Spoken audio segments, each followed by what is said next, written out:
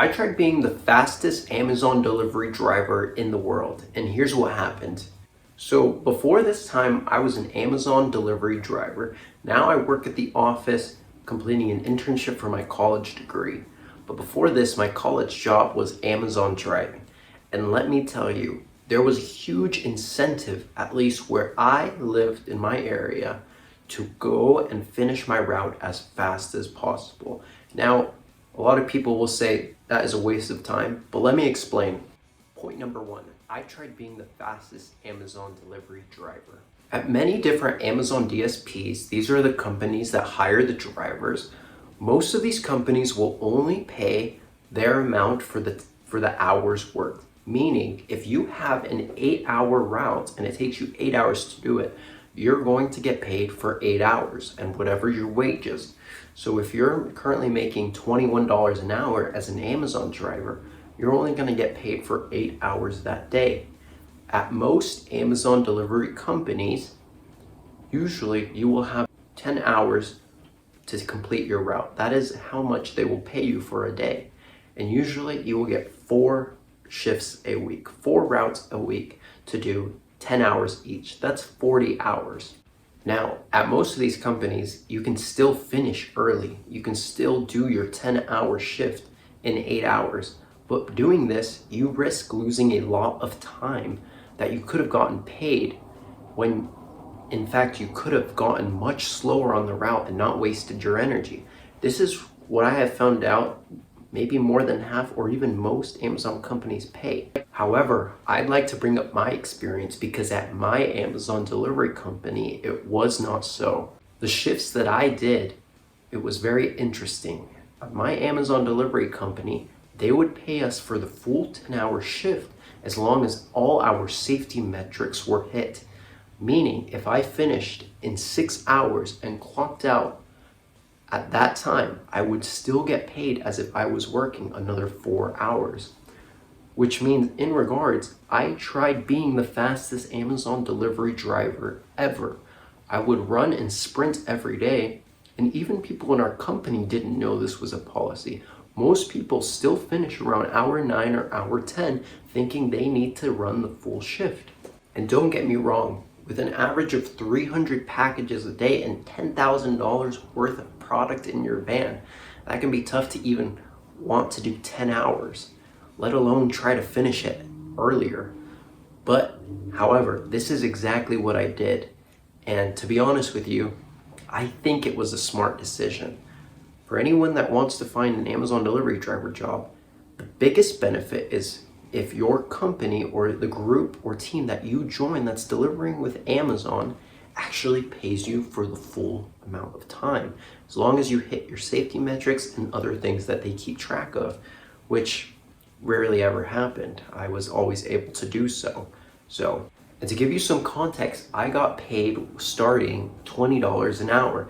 Now it's been over a year and a half, and the wage went up a little bit to $22.50, but for a year or so, I've been at around $22.75. I've been trying to get to 23 an hour, but it was stuck there for a long time. So with $22.75 an hour, that's how much I was paid, but I got paid almost every day for the 10-hour shift, 4 times a week, 40 hours. You can do the math on how much that was, but that is more than the living wage in my area, which is $18 an hour. So on average, after working at Amazon for a year and a half, I was able to average around 30 to 32 hours a week, but I still got paid 40 hours a week with an average wage of $22 an hour, almost 23. So here's number one thing I learned from trying to be the fastest Amazon delivery driver. Your time is your most valuable asset, more than money. Let me explain that. Point number 2, time is the most important asset that you have. I would say even more than cash or money can even give you. And let me explain. The most important part of me trying to be the fastest Amazon delivery driver and other people even running in the streets to finish 4 hours early, we get 4 hours of our time back. On average, if I would do around 7.5 to 8 hour shifts getting paid for 10, averaging out to 32 hours a week. I would gain 8 to more than 10 hours a week back in time for the things that I wanted to do. Whether or not, for example, for me, I use this time to do well in my classes at school and to eventually get my college degree, which I will get after 2 more classes this year. After that, I will have a bachelor's degree, but it was all more accessible and convenient because I was able to get those 10 hours back every single week. And that adds up. And it's not just for college, for people going to college, but maybe you have a side gig or a side business that you want to start doing. With that time, that could be much more valuable than sitting around and watching Netflix. And don't get me wrong, I still do that too. Now that you have 10 more hours of time a week to yourself, you can focus on things you're more passionate about. And in this way, it actually makes Amazon driving that more valuable. It is not, in my opinion, it is not a good long-term job. But if you can use that time to focus on things that you're passionate about and building your own career and your own business, or going to school like me, you can make the most of it. In my opinion, Amazon driving in this way is the best transition job. Some of you might say $22 to $23 an hour is not enough. This is more than living wage. It is tight, but in my area, most entry-level jobs only pay $17 to at most $20 an hour.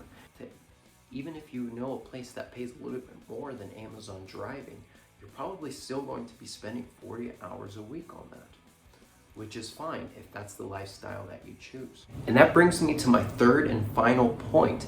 Your job isn't meant to scale, you are. Let me explain. I worked at Amazon delivery driving for almost a year and a half, over a year and a half, almost 2 years. In that time, I was able to understand that this is not a long-term solution. A lot of people do it, and I still give them respect for the lifestyle that they have. Overall, I would say that having this amount of time at Amazon and being able to work hard, it isn't the hardest job in the world, but it is enough for me to understand that this isn't a long-term paying job. I had to get out of there.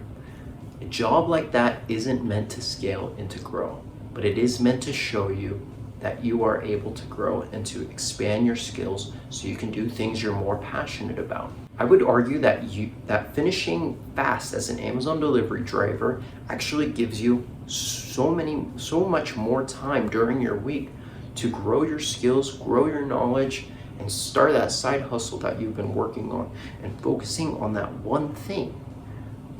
The person that endures the most is going to have the most success, but it means sacrificing this extra time instead of relaxing to grow something that you're passionate about. And don't get me wrong, that isn't easy.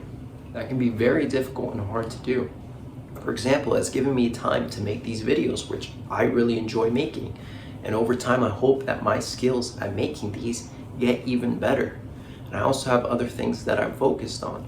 But for now, it's giving me the time to start my internship in my college degree, but also do things on the side that I actually like doing, which is great. Overall, the one key takeaway that I got from being the fastest Amazon delivery driver, or at least trying to be, is that time is the real asset.